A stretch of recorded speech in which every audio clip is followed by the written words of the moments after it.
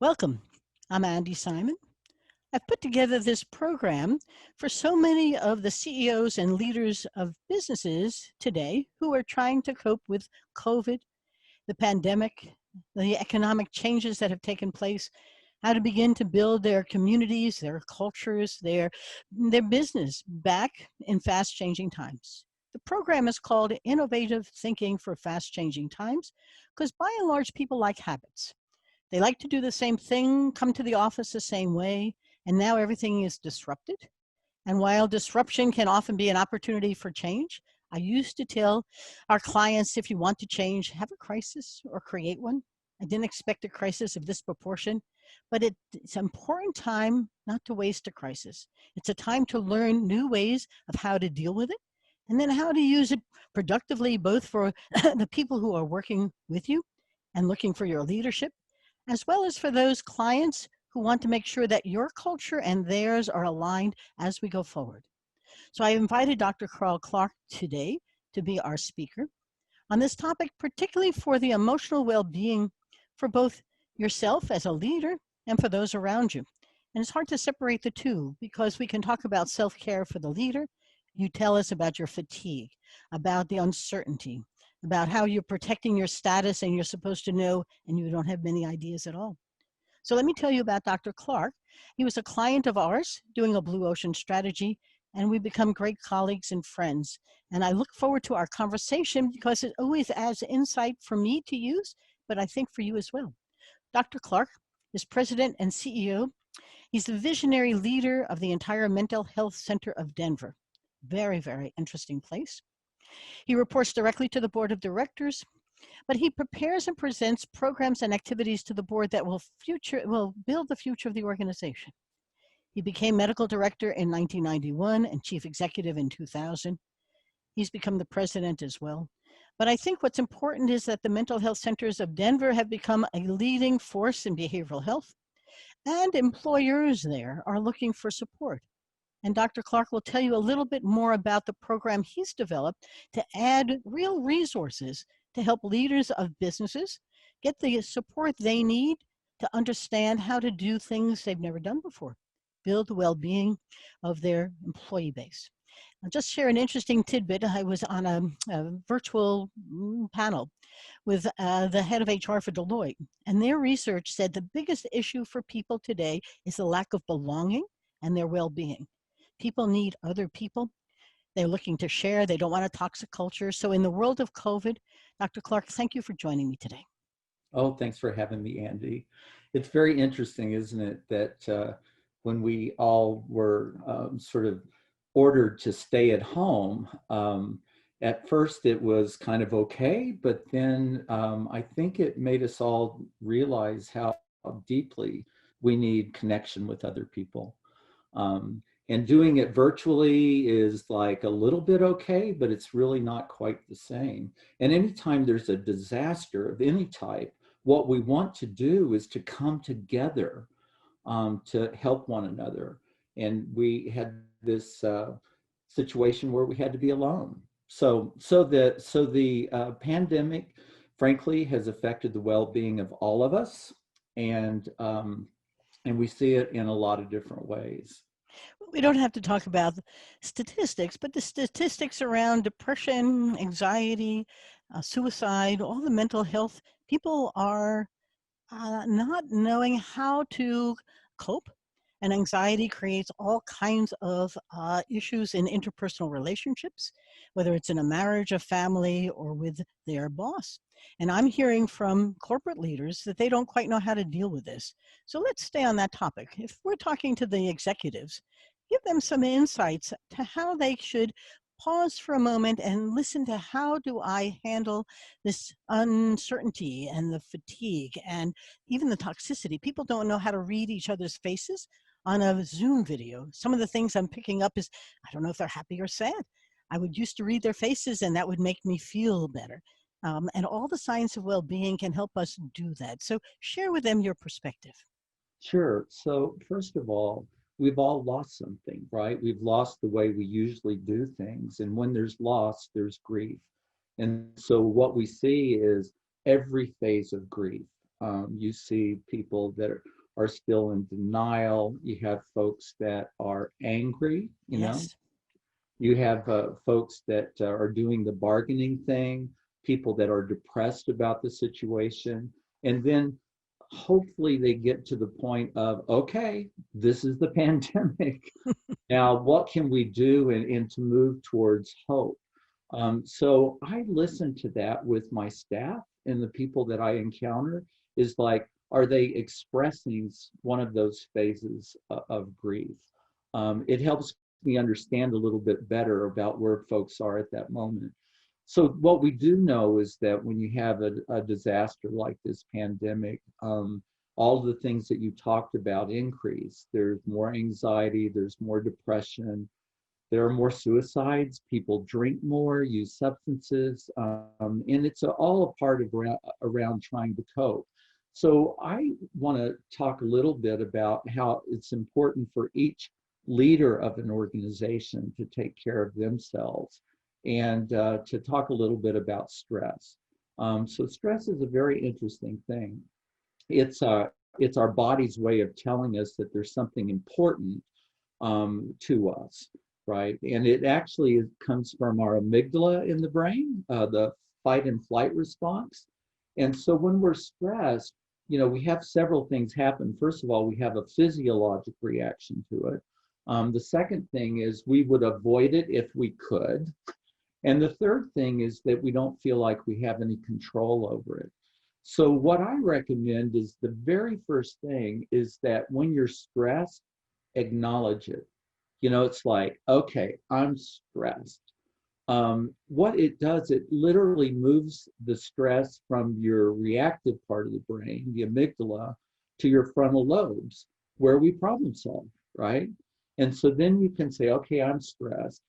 What am I stressed about, right? What's so important to me that I'm stressed?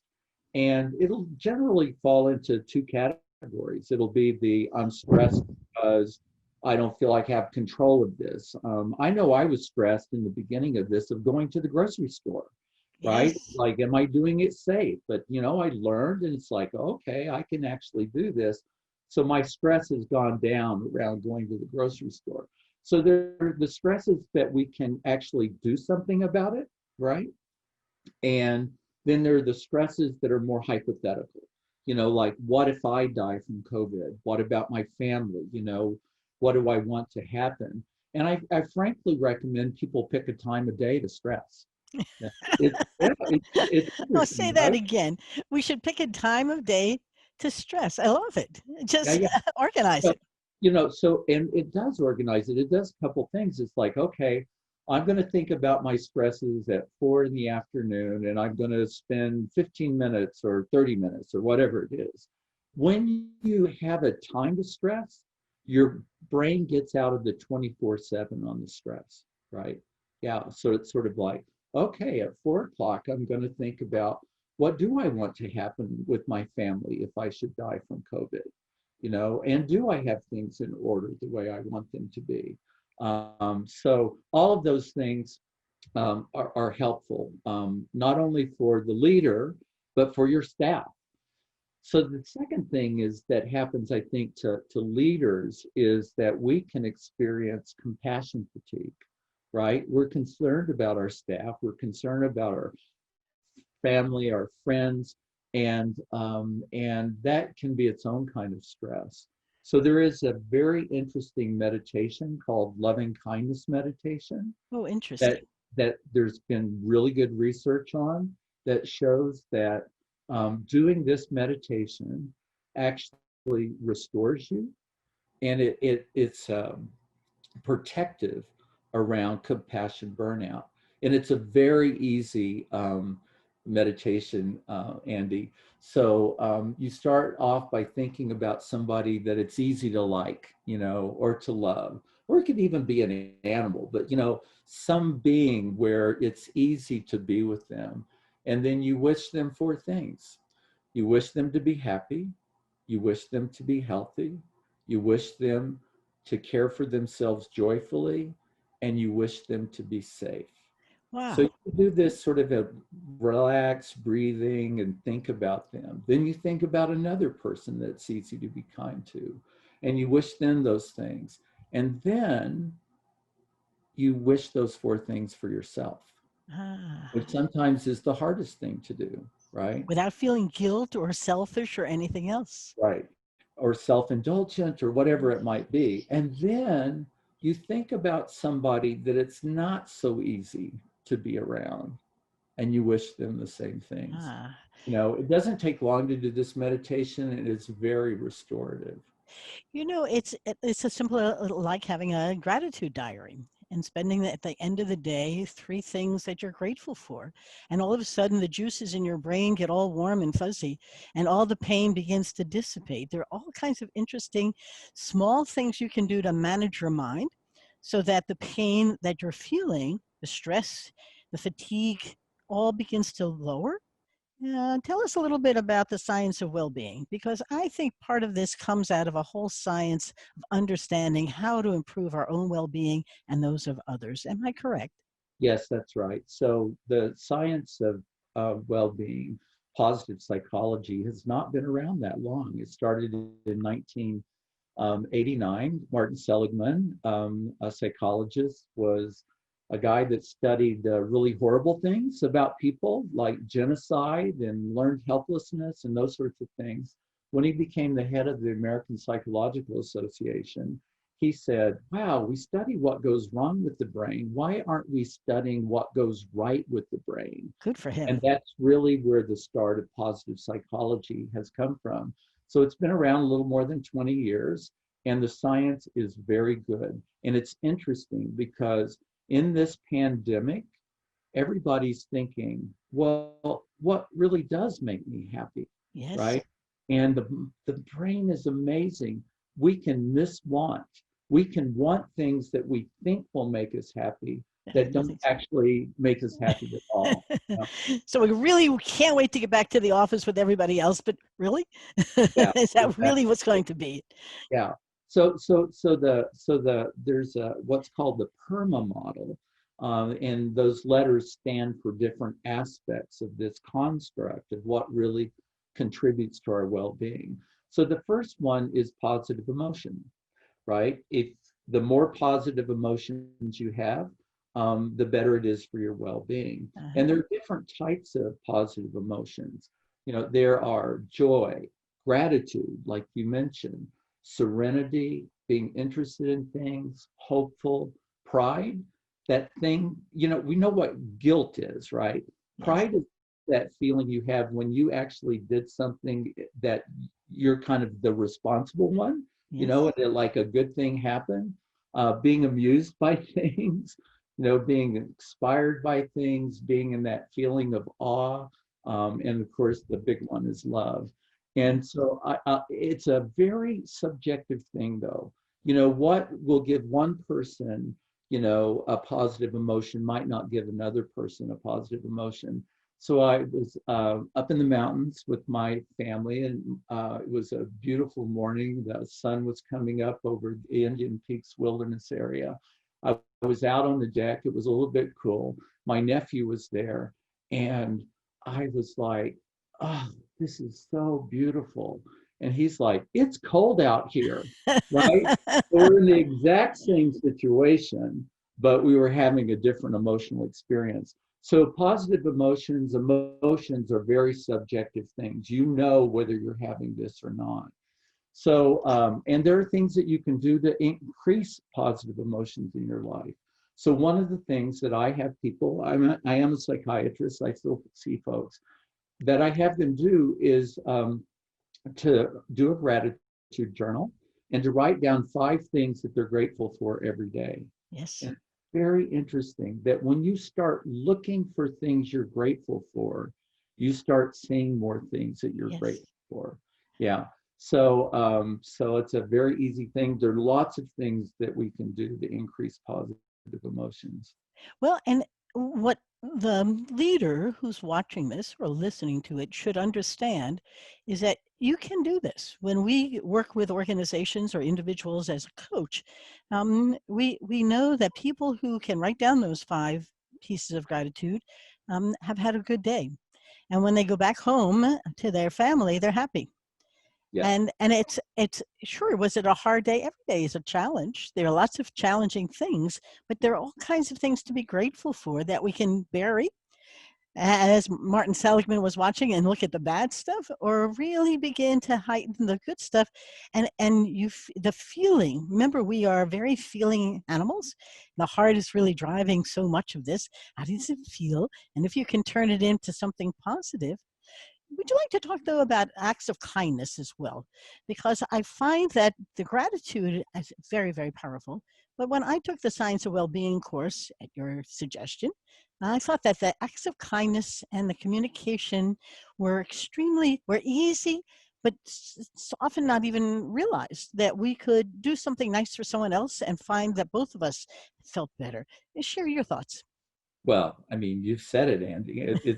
And the science is really there.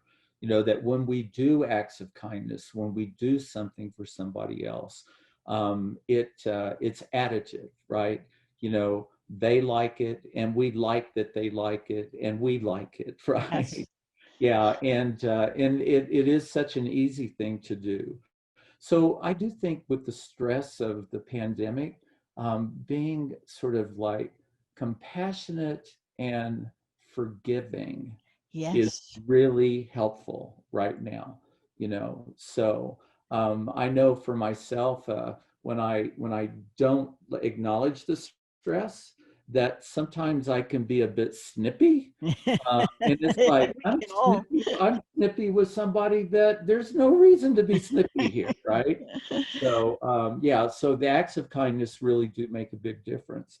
The other thing that contributes to our well-being is being engaged in something, right? Yes. Like when you're highly engaged, it contributes to our well-being. And engagement is that thing where, you know, you're so involved with something that time disappears. Yes. Yeah, and sometimes you don't realize you were engaged until it's over. You know, although you can be aware of being engaged too. So I'm a snowboarder. I love snowboarding. I'm hoping that we get to do it this year. And when I'm on a snowboard, I know I'm engaged, you know, and Yes. I'm like right there in the moment having fun on the mountain. So it's also subjective though, Yes. right? You know, it's like, you know, whether you're engaged or not. And it can be anything. It can be what you're doing at work. It can be a hobby, an activity. Time with your child. Yeah, all kinds of ways to be Yeah. engaged. The important thing for the listener, and we're probably about ready to wrap up, is to realize that you can manage your mind. And you are thinking that it is taken over by the situation or the environment. You're smiling at me. But at the end of the day, if you want to manage the mind to be happy, you can. If you want to let it be unhappy, that amygdala would love to hijack every new idea that's coming at you. So, this is an important time for you to say, I can manage my mind. When I do a workshop, I often say, the only thing you can't do is say no. Every idea is a good idea. If you all of a sudden have good ideas, they multiply. Next thing you know, they intersect and you have a big idea. But you can manage your mind. Please try in this COVID time. I don't know what post COVID is. Instead of allowing yourself to feel sad or depressed or wishing for, turn it into positivity and a time for you to share acts of kindness, talk to people, and see how they are, move past the I to a we. So, Carl, as we're wrapping up here, I know you've created a new program to help leaders. You want to talk a little bit about it? Because I think it's well worth sharing. Well, yeah, so businesses sort of organized differently depending on what kind of product or services that they're providing. You know, so there's collaborative businesses, there's control businesses, cultivation businesses, and, you know, sort of competency businesses. And so what we do is that we actually go in with the culture of that business using the principles of human-centered design, of looking at that culture and how do we infuse the skills of the science of well-being, you know, to improve the well-being of the people that live and work in that business. That's And it's interesting, the better your well-being is, the better it is for everyone around you. There's a ripple effect. And when you do that within a business, the business results go off the charts.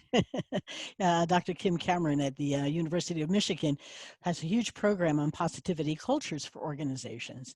It's contagious and it's fun because humans are among monkeys. If I smile, you smile. And what you find is as we begin to look at each other on Zoom too much, we have to smile a lot because we want the other person to know that we're happy and they are too. This has been such fun. How can they reach you if they'd like to reach out to you? Well, I mean, it's easy. Carl Clark at mhcd.org is a very easy way to do that. You can find me on LinkedIn. I'm pretty easy to find. He is easy to find and wonderful to talk to. It's been a pleasure. Thank you for joining us on today's program. It's innovative thinking for fast changing times. And for those of you who are watching, it's a pleasure to share Dr. Clark with you because you're going to need some new ideas and they're not hard. It's not like you need a new technology. You just need to manage your mind, smile a lot, and begin to see that you can create the world you'd like it to be, full of kindness, conversations, engagement, and and once you begin to do that, it's contagious. The folks in your organization will see you're doing it, they'll do it as well. We are monkeys and we do mimic each other. So if you as a leader are stressed and cranky and short, they're going to be also. They'll think it's just the way we do it. You now need to change and make stress your friend. Maybe that's hard to do, but you may have no choice. So let's see what we can do. Have a great day. Bye bye now. Thanks for joining us. Thank you, Carl. You're welcome. Bye now.